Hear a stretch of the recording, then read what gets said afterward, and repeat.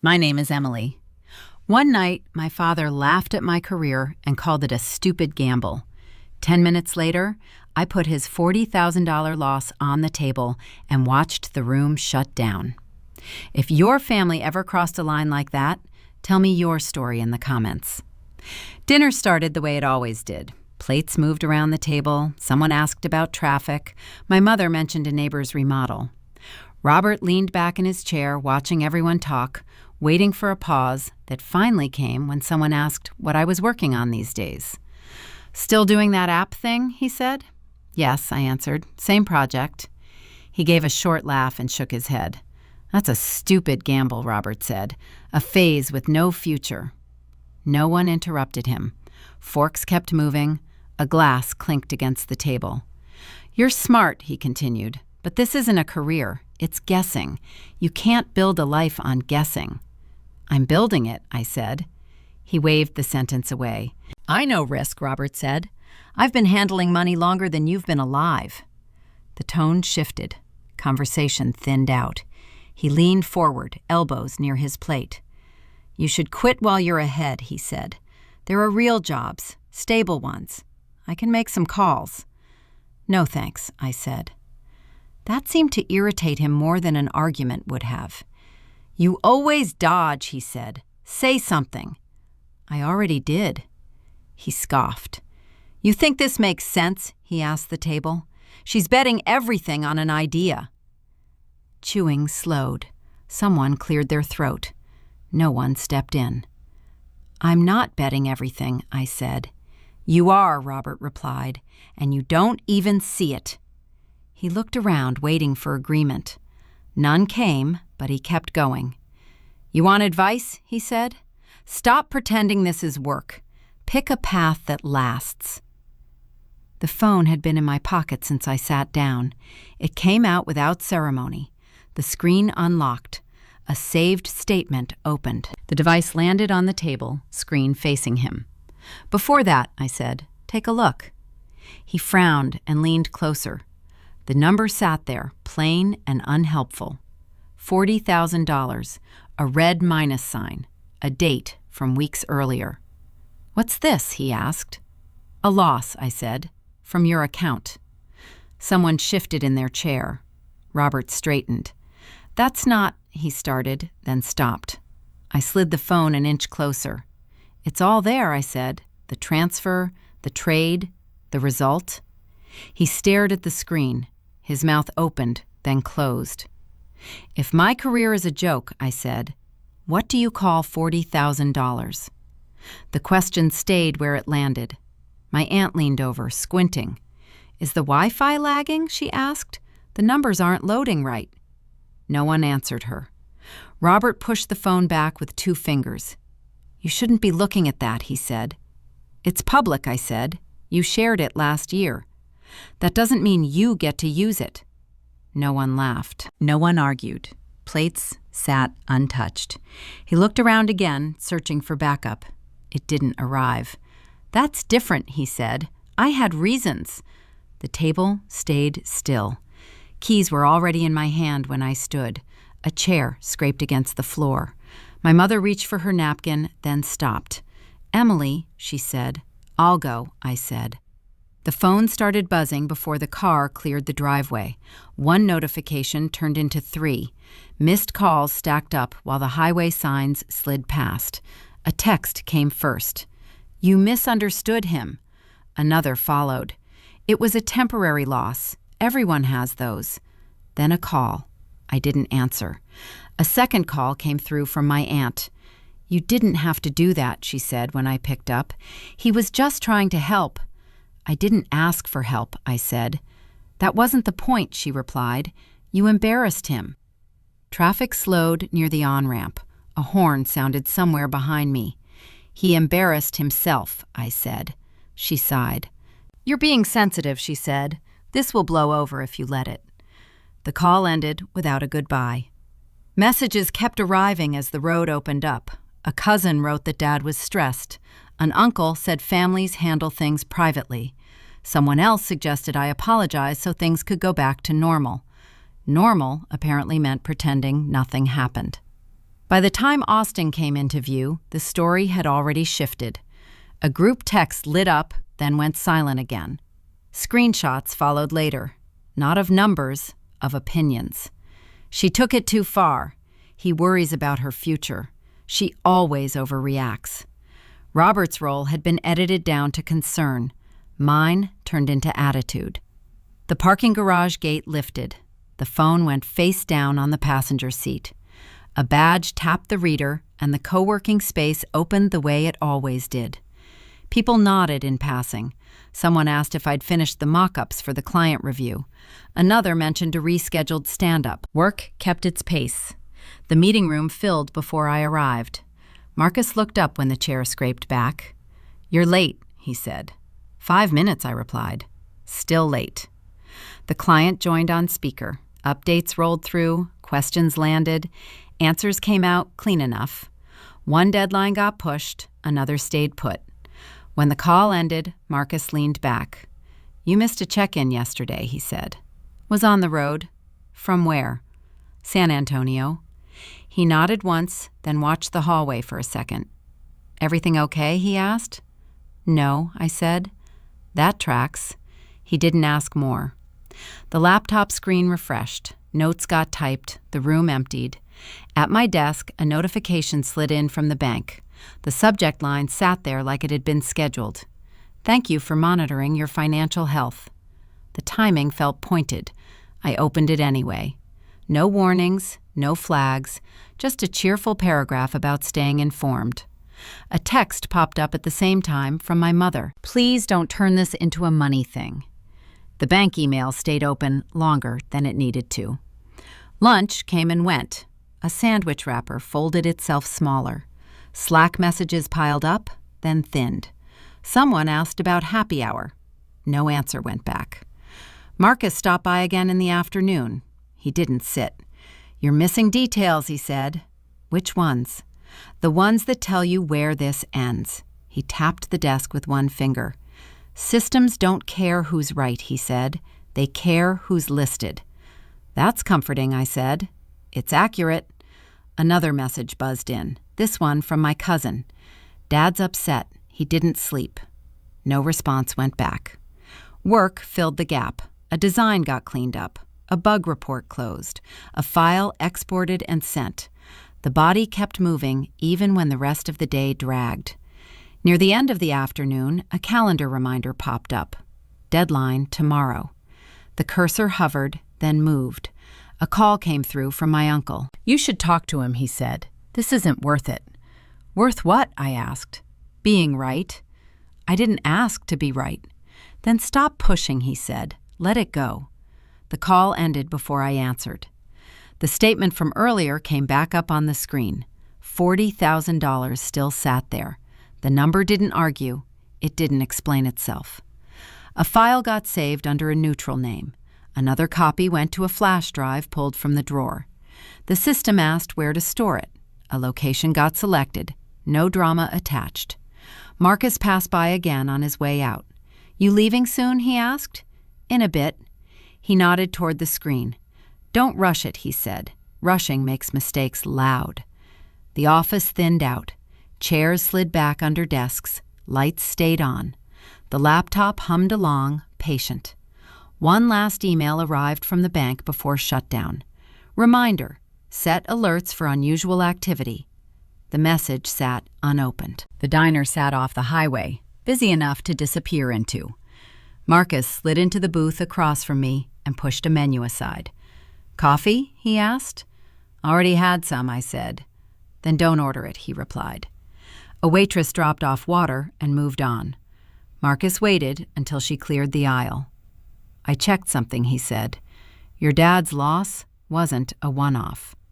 "What does that mean?" I asked. "It means patterns," he said. "Same kind of trades, same timing, different months." "Do you have proof?"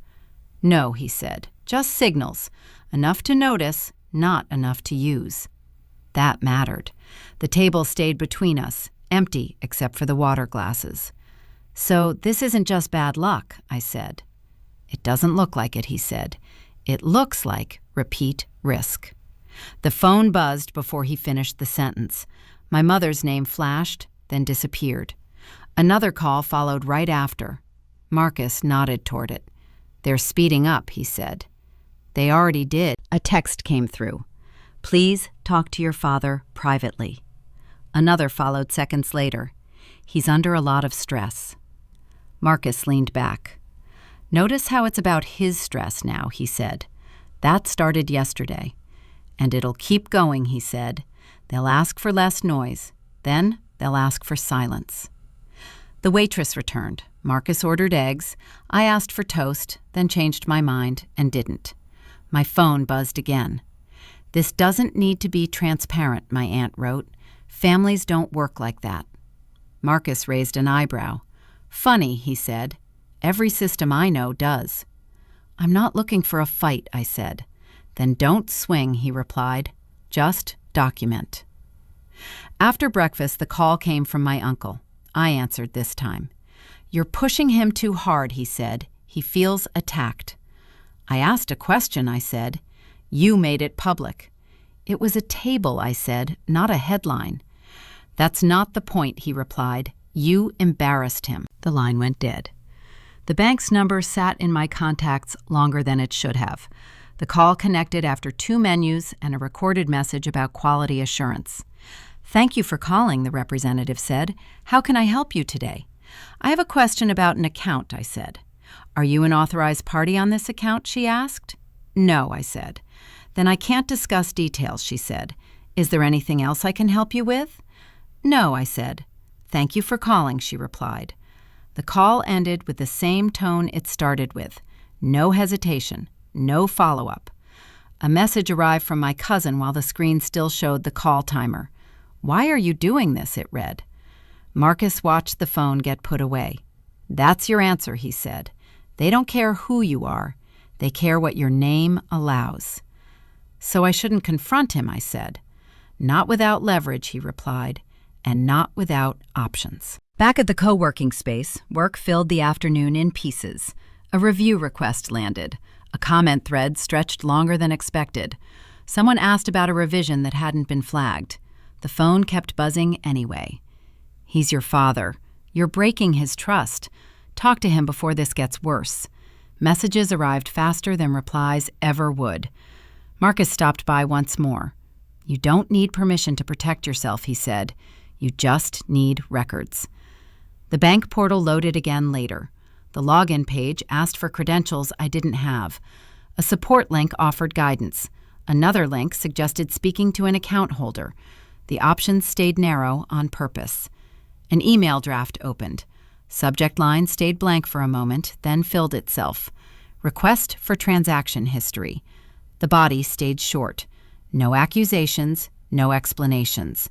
Just dates and a formal ask. A pause followed before hitting send. Another call came through from my mother. "He's not sleeping," she said. "You don't understand what this is doing to him." "I understand what it's doing to me," I said. "You're tearing the family apart," she said. "I didn't start this," I replied. "That doesn't matter now," she said. "Fix it." The call ended. The email stayed open. Marcus passed behind the desk without stopping. "Once you send it," he said, "you can't pretend you didn't." "I'm not pretending anything," I said. "Good." The first call came before noon. "He moved the money," my cousin said. "All of it? Enough that it matters." Details followed in fragments. Accounts shifted overnight. A property transfer filed early. Access settings changed. The house in San Antonio stayed where it was, but the paperwork around it didn't. Another call cut in. "Why are you doing this to him?" my aunt asked. "I didn't," I said. "You went snooping," she replied. "That crosses a line." A text arrived while the call stayed open. "You violated his privacy." Another followed. "You're threatening the family's stability." The words kept coming, stacked tight, screenshots of opinions, summaries of conversations I wasn't part of. Robert's version traveled faster than the numbers ever did. At the co-working space, a small meeting room filled up with the same faces as yesterday. No one mentioned San Antonio. A sprint review started on time. Tasks rolled through. Someone asked about a dependency that hadn't cleared. Marcus leaned over when the meeting broke. "They closed the door," he said. "Which one?" "All of them that mattered." A phone buzzed again. My mother this time. "He had to protect himself," she said. "From what?" "From being exposed," she replied, then corrected herself. "From being misunderstood." "Did he move the accounts?" I asked. A pause followed. "He adjusted things," she said. "You forced his hand." That sentence carried well. It showed up again 10 minutes later from my uncle, worded differently. The bank portal didn't argue. It just asked for credentials that no longer worked. A password reset link appeared, then disappeared behind a message. "Request denied due to insufficient authorization." No explanation followed. No contact option offered. The system felt finished with me. An email confirmation arrived a minute later, polite and short. "Your request has been reviewed." Nothing else. Marcus watched the screen refresh. "They don't negotiate," he said. "They conclude." A message popped up from my cousin. "You're tearing us apart." Another from my aunt. "Stop before this gets worse." At the desk, notes from the last 2 days sat open. Bullet points, dates, names. Half of it relied on access that no longer existed. The rest depended on cooperation that had evaporated. A call came through from Robert's number. It went to voicemail. His message followed seconds later. "You had no right," he said. "You don't understand the damage you're causing." No apology tucked in. No facts offered. Lunch passed, unnoticed. A notification chimed about a build completing, another about a task overdue. Work kept asking for attention. It got some. The family chat lit up in the afternoon. Someone summarized events as if reading minutes. "He moved things to keep the peace. She won't drop it. This isn't how families behave." Marcus stood by the door, listening without looking. "They've picked a side," he said. "Seems unanimous." "Unanimous isn't the same as correct," he said. "It's just louder." An automated reply landed from the bank to the email I sent the night before. "Request denied due to insufficient authorization." Same sentence, same spacing, no signature. The message read like a closed sign. A meeting invite arrived for a client call. Another deadline pushed closer. The calendar filled the space where options had been. Back at the desk, files opened and closed. A spreadsheet got renamed. Notes got pared down. Anything tied to old access disappeared. Another call from my mother came through. "You need to stop," she said. "He's your father." "That doesn't change the numbers," I said.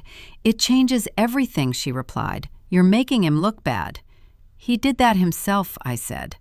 Silence stretched, then shifted. "If you keep going," she said, "don't expect support." Support had already been reassigned. The call ended. The room stayed busy. A chair rolled past. Someone laughed near the coffee machine. None of it touched what had moved. Marcus tapped the desk once. "Your plan depended on them not reacting," he said. "They reacted." "Hard," he replied. "So you adjust." The notes on screen shrank again.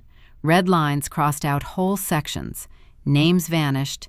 Dates stayed. Another email came in from the bank. This one offered education. Learn more about account permissions. The link stayed blue.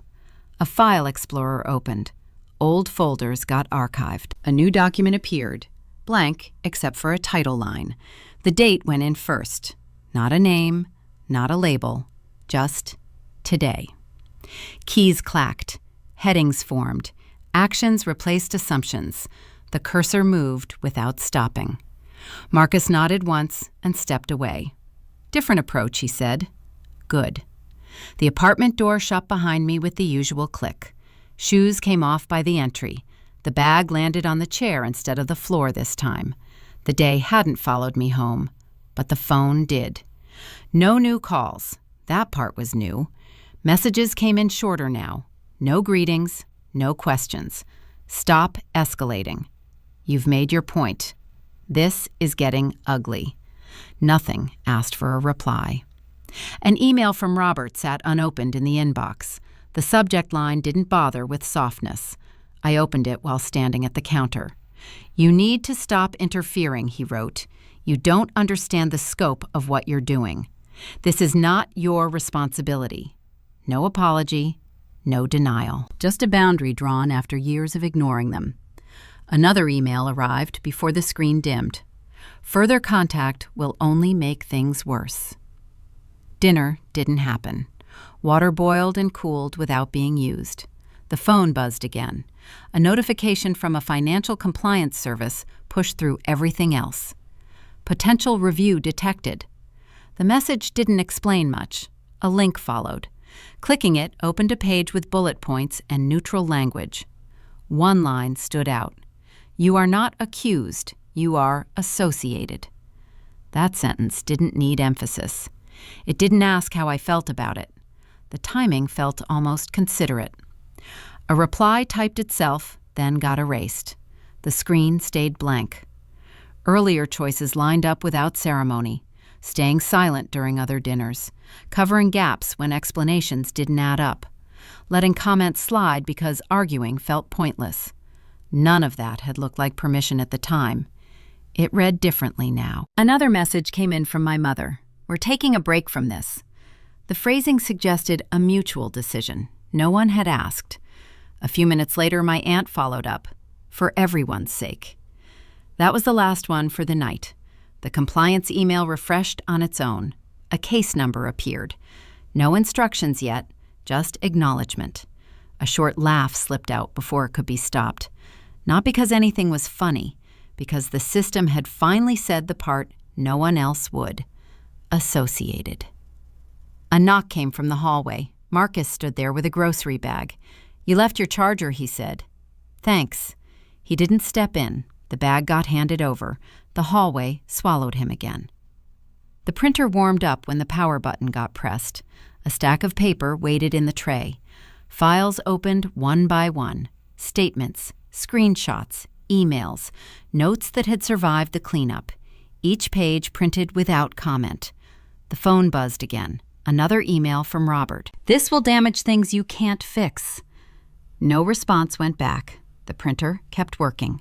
Paper slid into place. The stack grew thicker than expected. One document jammed. The machine beeped. The screen flashed instructions that assumed cooperation. A hand cleared the paper. The job resumed. A new email arrived from the compliance service. "Please be advised, joint financial exposure may require additional review." No accusation, no reassurance. Another line followed. "Do not alter or destroy records." That request landed late. The last message of the night came from my cousin. "Why are you doing this to yourself?" The phone went face down. Pages finished printing. Staples clicked into place. A folder opened. Everything went in, sorted by date instead of explanation. The laptop chimed once more. An automated survey from the bank asked about my experience. "How likely are you to recommend our services?" The question stayed unanswered. A chair got pulled closer to the table. The folder sat there, heavier than paper should be. Staying still had stopped working. Not reacting had started to look like agreement. None of that needed analysis anymore. The evidence had already been filed by someone else. Keys got moved from the counter into the bag. The folder followed. The printer powered down on its own. The room returned to its usual state, minus the stack that no longer belonged there. The bag zipped closed. The folder stayed upright, pressed flat by everything else. The phone buzzed one last time. A follow-up from the compliance service confirmed receipt. No signature, no tone, just confirmation. The office sat a few blocks from the co-working space, close enough to walk, far enough to feel separate. A receptionist took my name, slid a clipboard over, and asked for signatures without comment. Paperwork moved faster than conversation. The advisor came out on time, middle-aged, plain jacket, no small talk. "Let's look at what you brought," she said. The folder opened, pages spread across the desk, dates lined up, amounts repeated. She didn't react to the number that had started everything. "This 40,000, she said, tapping the page, "is not the problem." "What is?" I asked. She turned another page. "This," she said, "and this." Transfers appeared that hadn't been mentioned before, smaller amounts, different months, a pattern that didn't argue back. "Some of these funds came from a family pool," she said. "Others show signatures that don't match the account holder." "Whose signature?" I asked. "Yours," she said, "at least on paper." That landed cleanly. "So he signed for me?" "Yes," she said, "or used a version close enough to pass." "Is that criminal?" I asked. "Not immediately," she said, "but it's a serious breach." She made notes as she spoke, black ink, tight handwriting. "Intentions aren't filed," she said. "Documents are." The sentence went down exactly as spoken. The phone vibrated on the desk. Robert's name filled the screen. I didn't answer. The advisor kept going. "If you submit all of this," she said, "the consequences won't be small." "What if I don't?" "Then the exposure stays shared," she said, "and the risk comes back to you." The phone vibrated again, then again. Calls stacked without leaving messages. A text finally broke through. "Please answer." Another followed. "I didn't mean for this to happen." The advisor glanced once, then looked back at the paperwork. "You don't have to decide today," she said, "but timing matters." The phone rang again. I stepped into the hallway to take it. "What are you doing?" Robert said, breath rushed. "Why are there people asking questions?" "I asked for advice," I said. "You went too far," he said. "This was a family issue." "You used my name," I said. "I had reasons," he said. "I was protecting us." "That's not protection," I said. His voice dropped. "Listen," he said. "If this keeps going, everything falls apart." "That already happened." "You don't understand," he said. "Your mother can't handle this." "She's not on the paperwork," I said. "You're my daughter," he said. "You don't do this to your own family." The word family did the work of a threat. "Come back," he said. "We'll talk." "There's nothing to talk about," I said. Silence followed, then a softer tone. "I needed time," he said. "Just time." "You took it," I said. "From me." The call ended without an answer. Back in the office, the advisor had added another stack to the pile. "More details," she said. "Same story." "What happens next?" I asked. "That depends on what you submit," she said, "and when." A form slid across the desk. Lines waited for initials. A box sat unchecked. "This gives us permission to proceed," she said. "Or not." The phone buzzed again. A voicemail notification appeared. Then another text. "If you keep pushing, you'll regret it." That one stayed on the screen longer. The advisor folded her hands. "You can take 24 hours," she said. "After that, the window narrows." "Why 24?" I asked. "Because systems move," she said. "People hesitate." A nod ended the meeting. Outside, the phone wouldn't stop. Missed calls from my mother now, a message from my aunt, another from my cousin. "He's scared. You're hurting him. Please don't do this." The sidewalk carried me away from the building without asking where next. The phone kept vibrating. I didn't pick it up. A calendar alert popped up on the screen. "Reminder, Team Sync tomorrow." Work stayed scheduled. A voicemail from Robert came through despite the silence. "I didn't think it would go this way," he said. "I trusted you." Trust sounded different when it showed up this late. The meeting room door closed without sound. Glass walls stayed clear. A table, 2 chairs, a laptop already awake. No one else needed to be there. Files uploaded in a neat sequence. Dates, statements. The advisor's checklist sat open on the screen, each box turning green as attachments locked in. Nothing added beyond what existed. No notes explaining motives, no lines pointing fingers. A confirmation page loaded. Submission received. The phone buzzed once, then again. Messages stacked and stopped. A new email arrived from a system address. Account under review. No names listed, no explanation attached. Another message followed from a different sender. Same wording, same subject line. Then a third. The language didn't change. Account under review. The screen refreshed. A small icon spun, then settled. A call came through from my mother. It went unanswered. A second call followed, then silence. Passwords changed first. Banking, investment portals, shared utilities that still carried my name. Each reset asked for verification and sent a code that expired on schedule. The process didn't slow down for anyone. A notification popped up. Access updated successfully. Next step, remove associations. A drop-down menu offered options. Names appeared. Boxes unchecked. Confirm. A warning flashed. This action cannot be undone. Confirm again. The cursor didn't hesitate.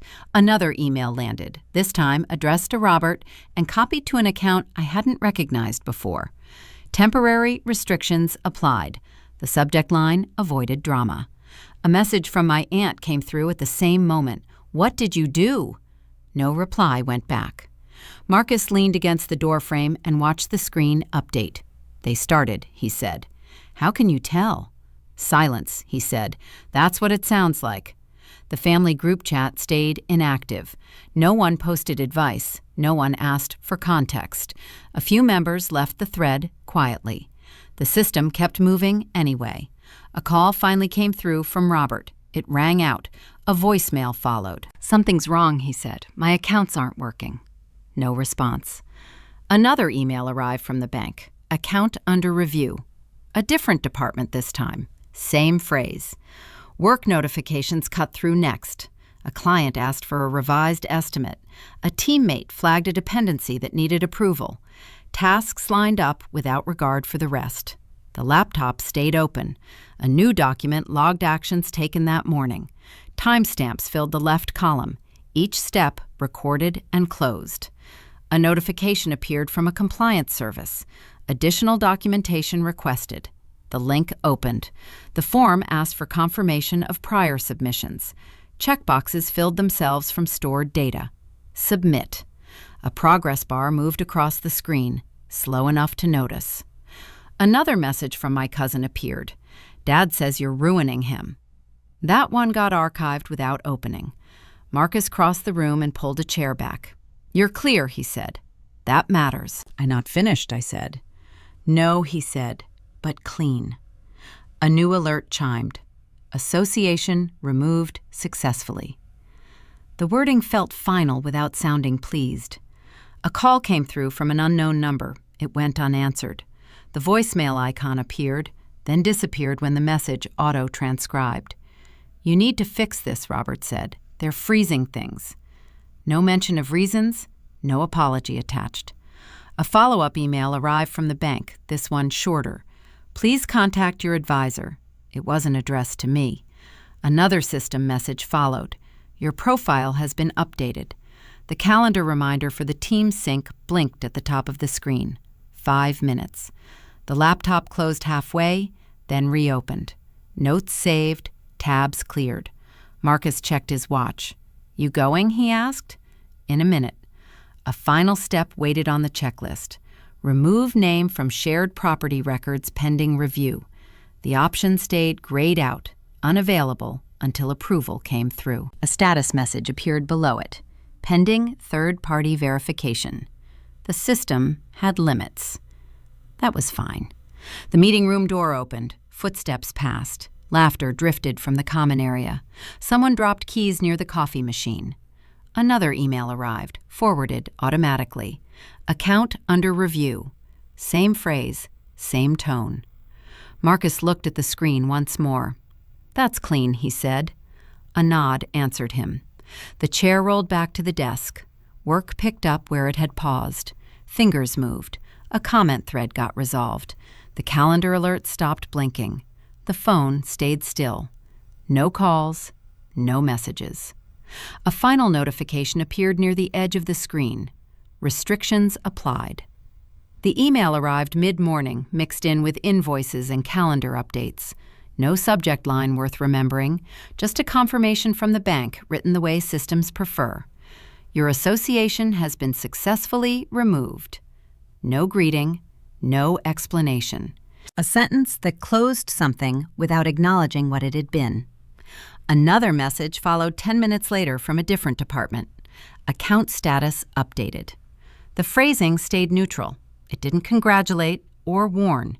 It simply recorded that a link no longer existed.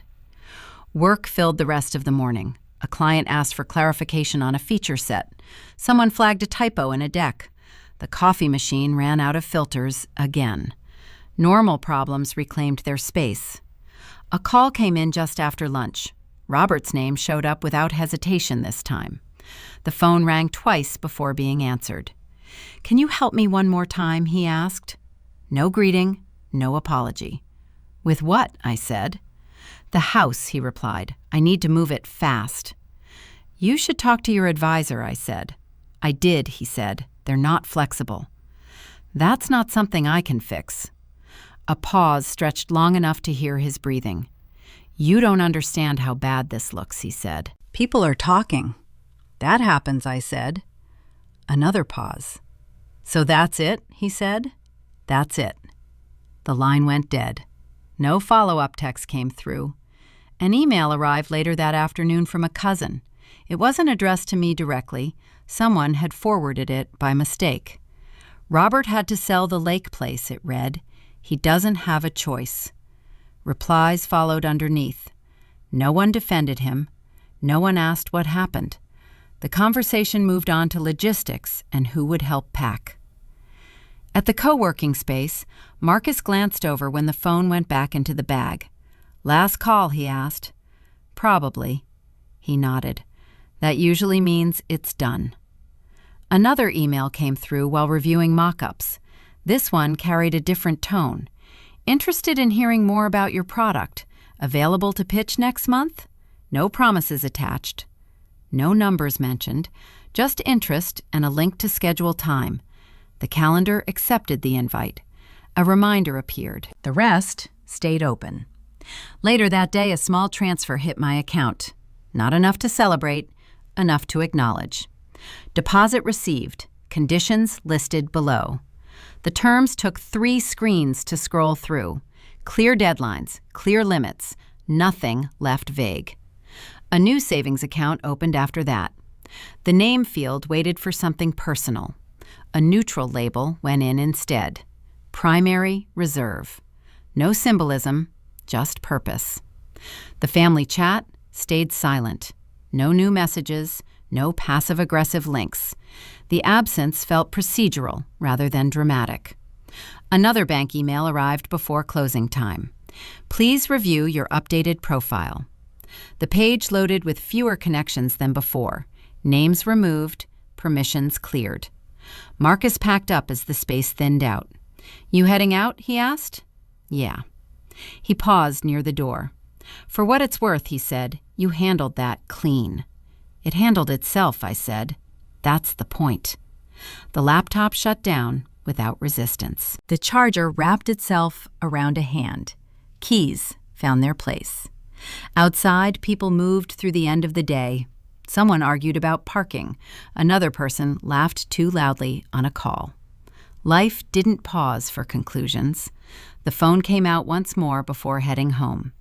No new notifications waited. No missed calls. No updates from San Antonio. The screen went dark again.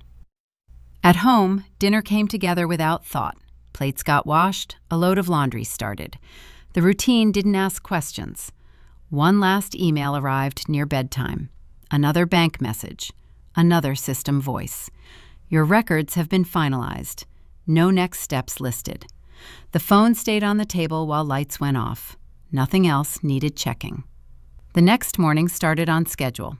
A meeting ran long. A file needed revision. The pitch invite sat on the calendar, weeks away.